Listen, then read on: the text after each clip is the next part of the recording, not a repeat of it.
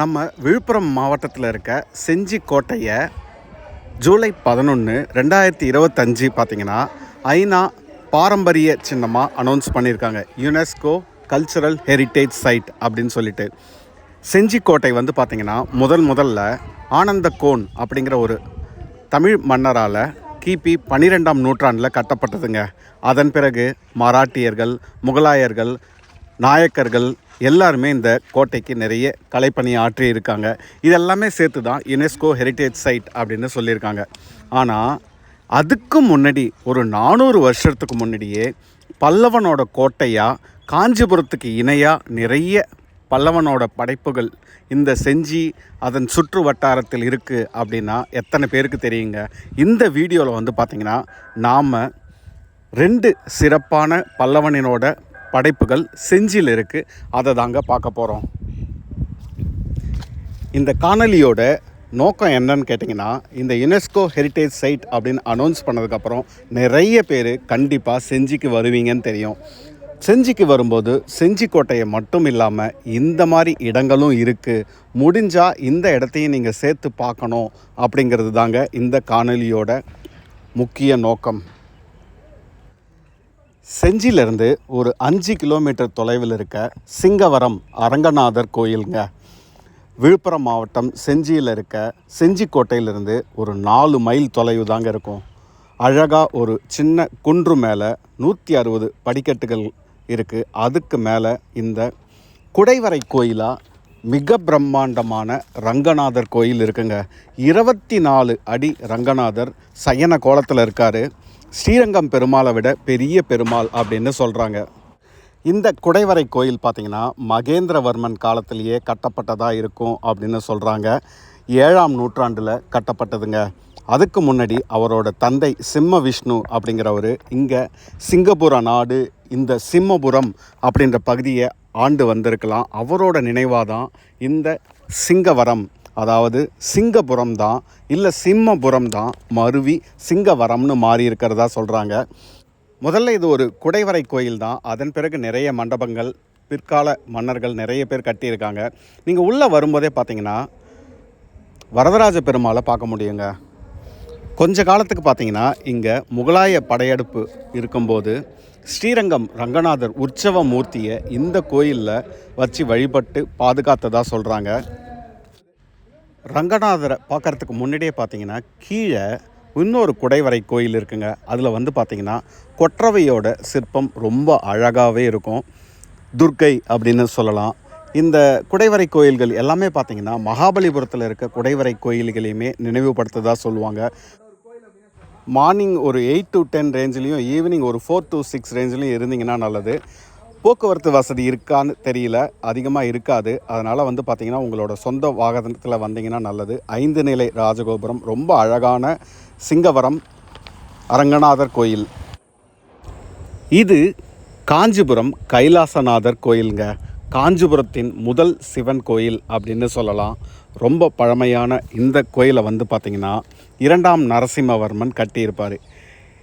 இதே மாதிரி கோயில் தாங்க நாம் இப்போ செஞ்சிக்கு பக்கத்தில் இருக்க பனைமலை அப்படிங்கிற ஒரு ஊரில் செஞ்சியிலேருந்து ஒரு 21 கிலோமீட்டருங்க. இப்போ நம்ம பார்த்துட்டு இருக்கிறது பார்த்திங்கன்னா காஞ்சிபுரம் கைலாசநாதர் கோயில். நாம் அடுத்து வீடியோவில் பார்க்க போகிறது இந்த செஞ்சியிலேருந்து 21 கிலோமீட்டர் தொலைவில் இருக்க பனைமலையில் இருக்க தாளகிரீஸ்வரர் கோயில்.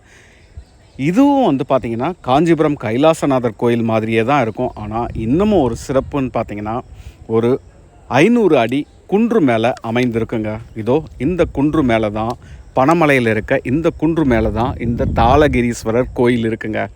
இந்த கோயிலுக்கு இன்னொரு சிறப்புன்னு பார்த்திங்கன்னா மலை மீது கற்களால் கட்டப்பட்ட முதல் கோயில் அப்படின்ற பெருமை இந்த கோயிலுக்கு தாங்க சாரும். 8ஆம் நூற்றாண்டில் கட்டப்பட்ட இந்த பழமையான கோயில் பல்லவர் கால கோயில். 2ஆம் நரசிம்மவர்மனால் கட்டப்பட்டது. காஞ்சிபுரத்தில் இருக்க மூலவரம் மாதிரியே சிவலிங்கம் வந்து பார்த்திங்கன்னா பட்டை தீட்டி இருக்கும். 16 பட்டை தீட்டி இருக்கும்.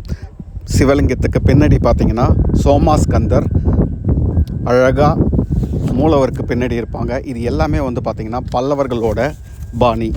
எல்லா இடத்துலையுமே மூலவருக்கு பின்னாடி சோமாஸ்கந்தர் இருப்பாங்க. ஸோ இந்த அழகான தாளகிரீஸ்வரர் கோயிலையுமே நீங்கள் செஞ்சு வந்தீங்கன்னா இந்த பல்லவனோட படைப்பையும் பாருங்கள்.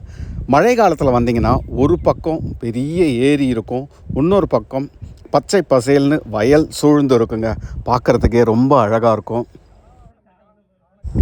இந்த ஏரியுமே பார்த்திங்கன்னா பல்லவர் காலத்து ஏரி அப்படின்னு சொல்கிறாங்க. அது மட்டும் இல்லாமல் இங்கே நிறைய சித்திரங்களும் இருக்குதுங்க. நீங்கள் கைலாசநாதர் கோயிலில் பார்த்திங்கனாலுமே நிறைய ஓவியங்கள் இருக்கும், சிவன் பார்வதி ஓவியங்கள். அதே மாதிரி இங்கேயும் கிட்டத்தட்ட 1000 வருடங்கள் பழமையான ஓவியங்கள்லாம் நிறையவே இருக்குது. அதையும் கண்டிப்பாக பாருங்கள். நம்ம வீட்டில் சின்னதாக ஒரு பெயிண்ட் அடிக்கும் போதே 5 வருஷத்துக்கு அப்புறம் அதனோட நிலைமை எப்படி இருக்குது, ஆனால் 1000 வருஷத்துக்கு முன்னாடி அழகாக ஓவியங்கள் வரைஞ்சிருக்காங்க. இன்னமும் அதை பார்க்க முடியுது அப்படிங்கிறது எவ்வளோ ஒரு ஆச்சரியப்பட வேண்டிய விஷயம் பாருங்கள். இந்த கோயிலுக்குமே பார்த்திங்கன்னா நாங்கள் சொந்த வாகனத்தில் தான் வந்தோம். பனமலை அப்படிங்கிற ஒரு ஊர் விழுப்புரத்தில் இருந்தோ இல்லை செஞ்சியில் இருந்தோ போக்குவரத்து வசதி இருக்கும், கேட்டுட்டு வரணும். இந்த 2 கோயிலுமே பார்த்திங்கன்னா எப்பயுமே பூஜை எல்லாமே நடக்குது. அது மட்டும் இல்லாமல் பார்த்திங்கன்னா மேலச்சேரி அப்படிங்கிற ஒரு பகுதியில் ஒரு அழகான சிவன் கோயில் இருக்குங்க. இதுவும் ஒரு குடைவரை கோயில் தான். மலையை குடைஞ்சி கோயிலை உருவாக்கியிருப்பாங்க. இன்னொரு சிறப்பு என்னன்னு பார்த்திங்கன்னா இங்கே இருக்க லிங்கம் கூட தாய்ப்பாறையிலிருந்தே உருவாக்கப்பட்டதுங்க. லிங்கம் தனியாக செஞ்சதில்லை. இந்த நந்தி பாருங்கள், நந்தி பார்த்திங்கன்னா சிவலிங்கத்தை அணைச்ச மாதிரி இருப்பாது. இதுவும் இந்த கோயிலோட சிறப்பு. இந்த கோயிலுக்கும் பார்த்திங்கன்னா நீங்கள் தனியாக உங்களோட வாகனத்தில் வர்றது நல்லது. அதுக்கப்புறம் பார்த்திங்கன்னா மண்டகப்பட்டு அப்படிங்கிற ஒரு ஊரில் இருக்க குடைவரை கோயில், இதுவும் ஒரு சிவன் கோயில். இதுக்கெல்லாம் பார்த்திங்கன்னா நீங்கள் தனியாக வாகனத்தில் வந்தாலுமே அந்த இடம் திறந்துருக்கணும். ஏன்னா இது ஆர்கியாலஜி கண்ட்ரோலில் இருக்குது, ஆர்கியாலஜி டிபார்ட்மெண்ட் கண்ட்ரோலில் இருக்குது. ஸோ நாங்கள் பார்த்திங்கன்னா செஞ்சி ட்ராவலர் அப்படின்னு ஒரு யூடியூபர் இருப்பார், அவர் மூலமாக இந்த பகுதிகளெல்லாம் பார்க்க வாய்ப்பு கிடச்சிது. நீங்களும் அந்த மாதிரி வந்தீங்கன்னா நல்லது. ஏன்னா தனியாக இந்த மாதிரி இடத்துல எக்ஸ்ப்ளோர் பண்ண முடியாது. இது பார்த்திங்கன்னா வயல்வெளியில் ஒரு அழகான பெருமாள் கம்போடியா பாணியில் இருக்கிறதா சொல்லுவாங்க. பல்லவர்களுக்கும் இருந்த தொடர்பு, கம்போடியாவுக்கும் இருந்த தொடர்பு இதிலேருந்து வெளிப்படுது. இந்த மாதிரி பல்லவனோட படைப்புகள் நிறையவே இருக்குங்க செஞ்சி அதனை சுற்றி வட்டார பகுதியில். நீங்கள் செஞ்சிக்கு போகும்போது இந்த கோயில்களையும் இந்த இடங்களையும் பார்க்க ட்ரை பண்ணுங்கள்.